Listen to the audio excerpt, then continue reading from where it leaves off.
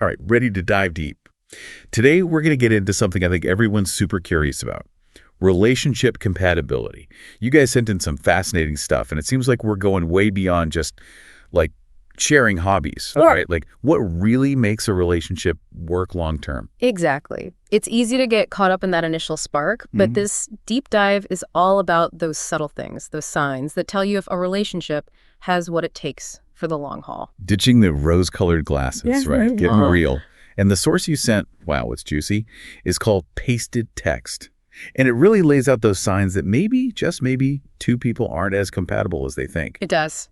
But this isn't about, like, relationship doom and gloom. We're not giving advice. It's more about giving you, the listener, the info to think about your own relationships in a new way. Knowing yourself and what to look for is so powerful because honestly, understanding these things can help you build even stronger, more fulfilling relationships.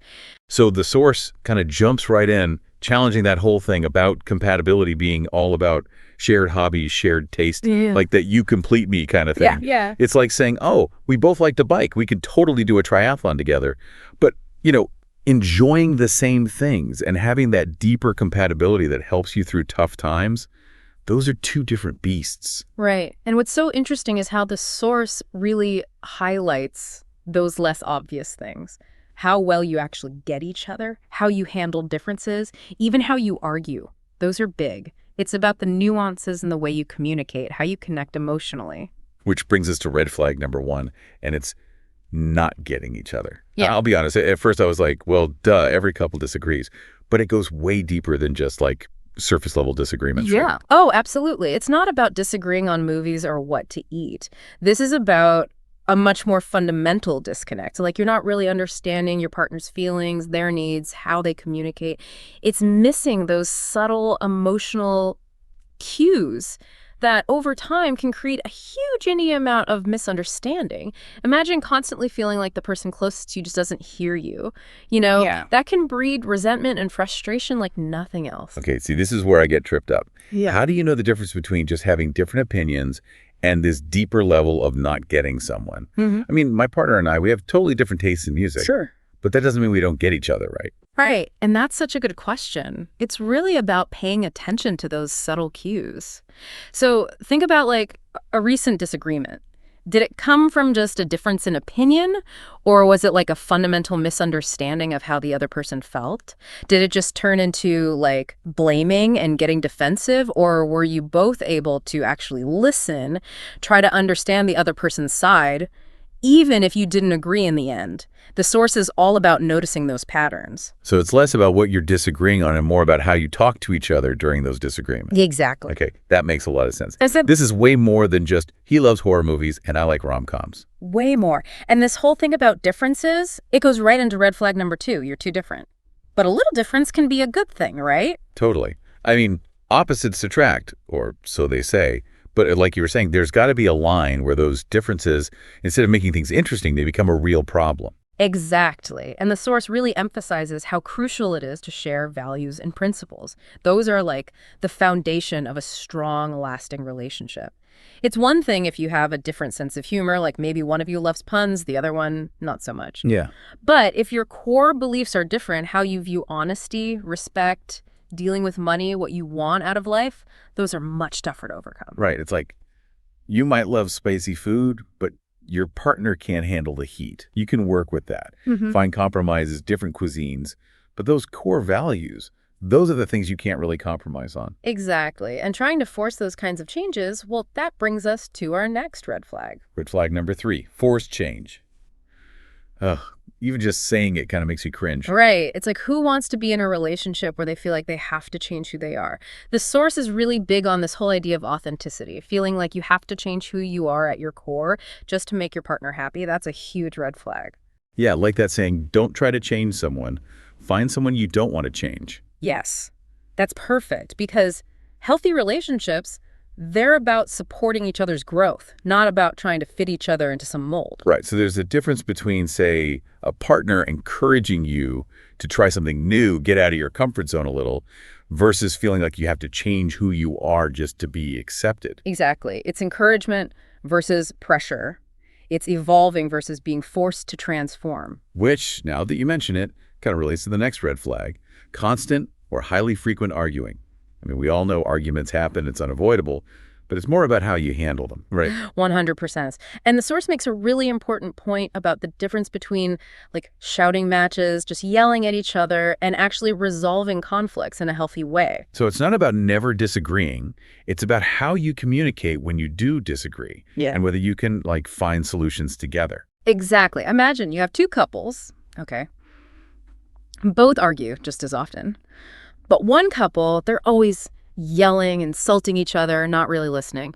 The other couple, they disagree, but they do it respectfully. They hear each other out. They're trying to find common ground. Those are totally different situations, even if the number of arguments is the same. It's like they say, it's not what you fight about, it's how you fight.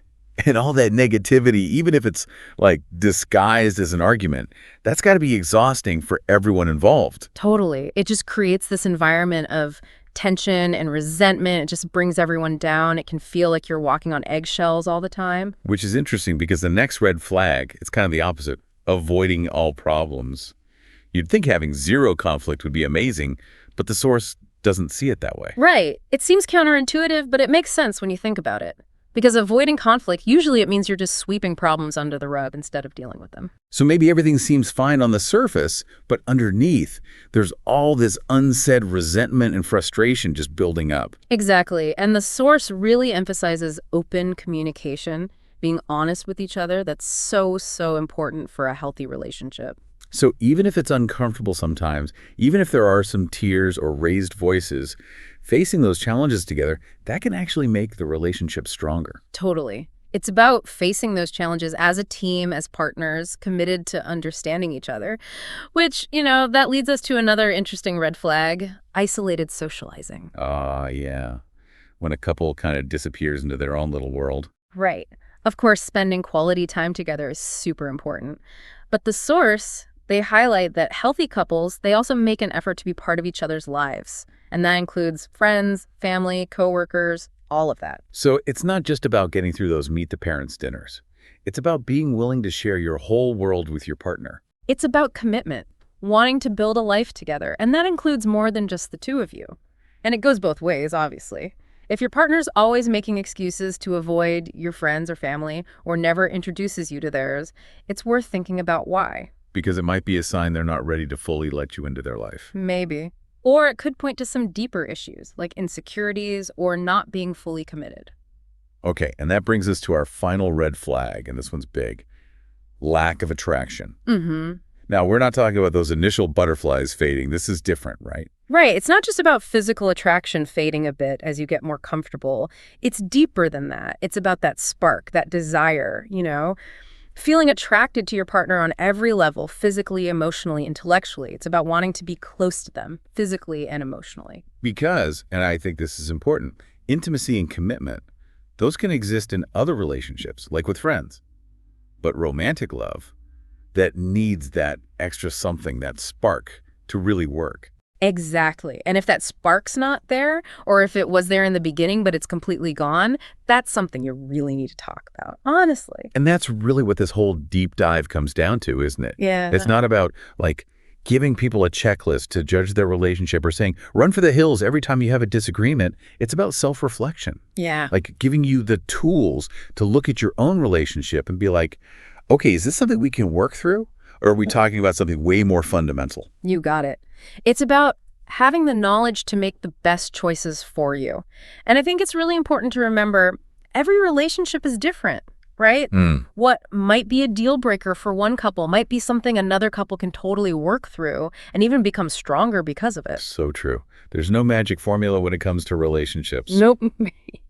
But being aware of these things, being able to spot those red flags and then actually talking about them honestly, that's huge. Absolutely. And, thinking about these 7 signs, it got me thinking.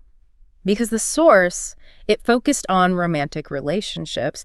But don't you think these same ideas could apply to other parts of our lives too? Oh, 100%.